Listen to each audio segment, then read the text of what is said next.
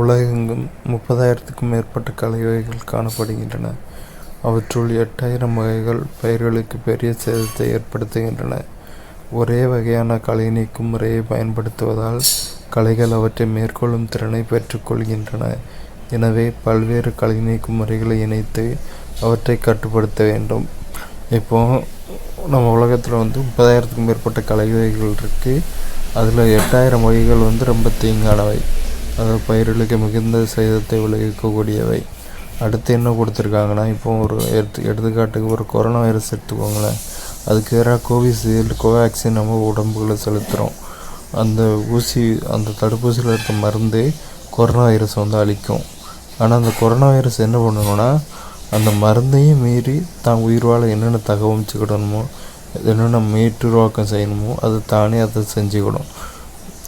செஞ்சுக்கிடும். ஒரு எதிர்நீச்சல் அடிக்கும்.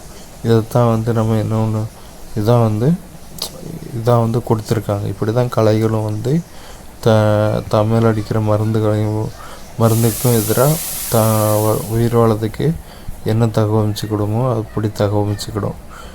எனவே பல்வேறு களை நீக்கும் முறைகளை இணைத்து அவற்றை கட்டுப்படுத்த வேண்டும்.